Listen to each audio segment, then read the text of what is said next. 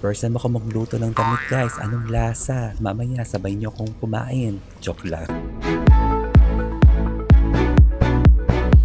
Hi guys! Welcome to my channel. For today's video, i-challenge itay ang binili kong damit. But before that guys, make sure that you subscribe my channel and share and give a thumbs up. Okay guys, ito kasi sasali ko na pa-challenge. Na-invite lang ako ni Señorita Pia. At syempre, this is for fun. I want to share guys kung paano i-dye ang isang damit. Ang binili kong damit kasi guys is... Wow! Hulaan nyo kung ano to, hawak ko. Exactly, correct. Swimsuit. Bakit pa swimsuit? Yung kasi ang request ng organizer. Lahat po kami ay magsusuot ng two-piece ba, swimsuit ba, o lingerie. Basta bigay namin ng justice. At kailangan maganda yung content namin.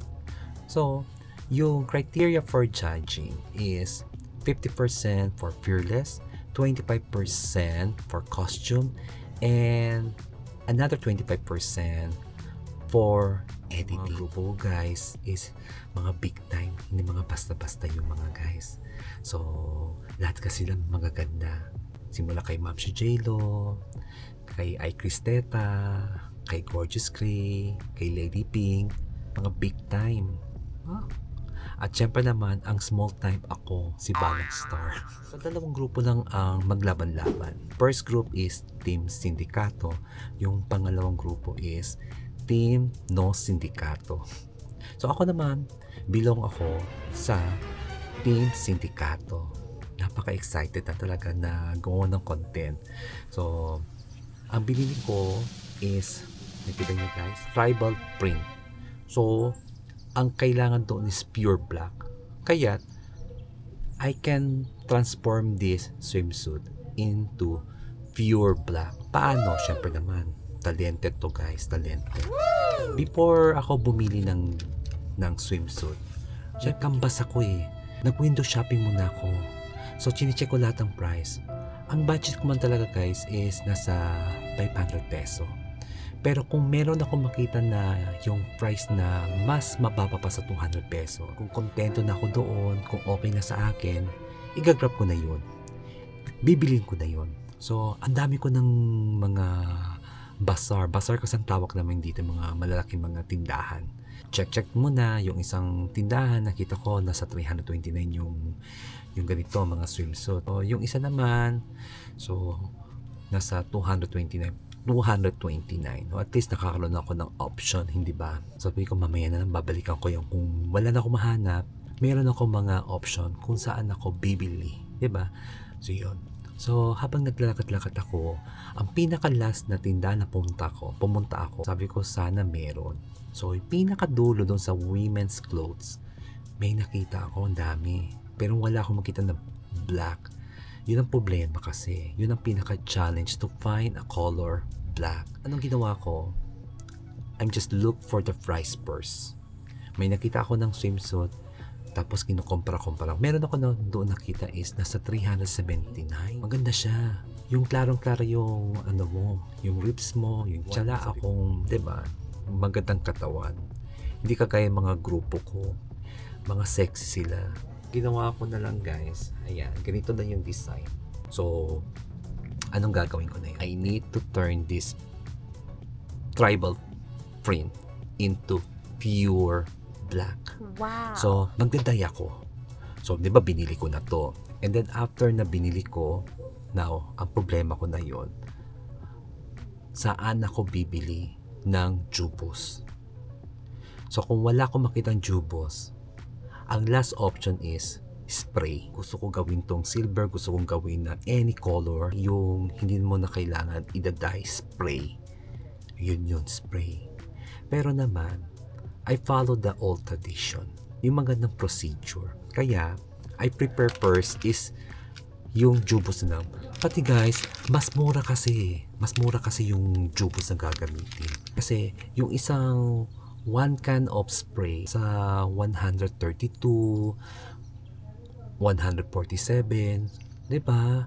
Sabi ko, parang hindi na friendly fries. Kasi kung bibili ko yun, dapat sana binili ko na lang yung nakita kong magandang swimsuit. Hindi ba? Yung klaro yung tiyan ko. 'Di ba? Kasi nasa 375 lang yun. 149 yung itong binili ko. 'Di ba? Napakamura na. So, sabi ko, para mas matipid, para makatipid ako, bibili ako ng Jubos. Hindi ba? Venus talaga. Wala ako makitang Venus. So, pumunta ako sa malaking mall. Kasi alam ko kung saan ako maghahanap ng Jubos. So, kasi nakabili na ako that time. Kaya may idea ko. Doon sa school supply, tinanong ko, saan yung mga Jubos? Ba meron kayo dito? Yung Venus. Kasi hindi na alam yung Jubos guys eh. Ang alam na Venus. Doon sir. Diba? So, syempre naman, so nag-change na sila ng location yun.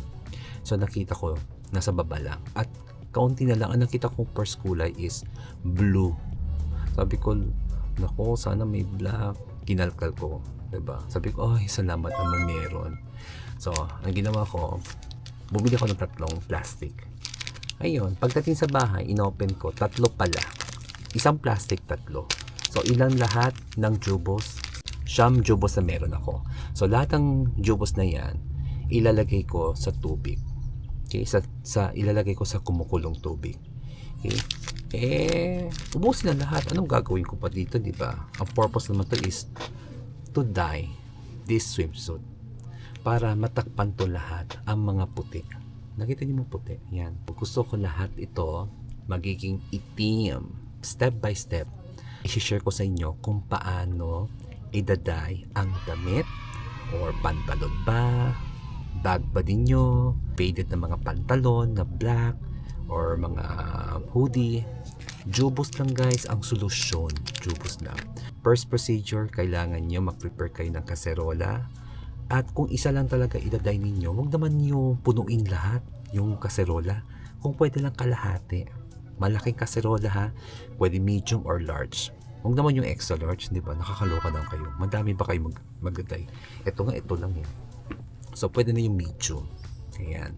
So, kalahati lang ng tubig para sure na itim talabas. Kaya, yun ang kailangan ko. Di ba? Kailangan ko ng pwede na 6 na Jubos or 9 na Jubos. Ganun lang. Kailangan rin ng vinegar. Saan ba? Bakit ba kailangan ng vinegar?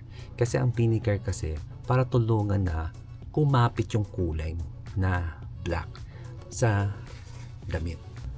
Bakit ba kailangan ng salt? Siyempre, kailangan ng salt para ma-spread yung kulay. So mamaya guys, step by step, papanoorin nyo kung paano ako magdaday ng damit. So, eto guys, idaday ko na yon ang swimsuit. Okay? Sige guys. Abangan nyo later. First step, pakuluan ng tubig at hayaan kumulo. Habang hintay natin na kumulo yung tubig, kailangan muna natin basahin ang damit na maputi at ikain. Dahil napaka-importante talaga guys yan.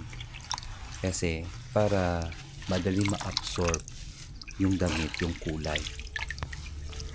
Ayan na, kumulo na ang tubig. Ito yung third step natin. Ilagay yung asin. I-mix lang ng 5 seconds at saka ilagay yung vinegar. Mix ulit, 5 seconds. At ang huli, ibuhos ang Jubos, parang sabaw ng pusika. Ikot-ikot ng 5 seconds at ilagay yung damit. First time ako magluto ng damit guys. Anong lasa? Mamaya sabay nyo akong kumain. Joke lang. Pagkatapos guys, patayin yung apoy at hayaan. Palamigin muna at balikan ng 1 oras at banlawan ang damit. 1 hour later. After ko na nabanlawan, sinampay na overnight, the moment of truth. Eto na guys. Taran! Oh. Hindi lumabas na kulay black.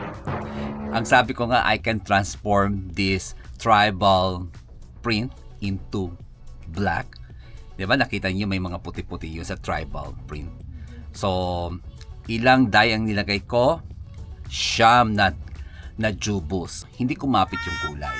Meron ako natutunan kung bakit. Hindi siya cotton. 82% polyamide and 18% elastin. So, walang fabric na material cotton. Kahit ganun nangyari, gusto ko pa rin ang kulay. Tingnan mabuti anong kulay, guys. Hindi ba? Color green. So, kung ikukumpara ko ang kulay na to, yung sa previous, mas gusto ko na Wow. ganito yung kulay kaysa yung, 'di ba, tribal print na white. So, anyway, successful pa rin ang pagdaday ko. Don't forget, guys, to subscribe and click the notification bell. Thank you for watching. Bye!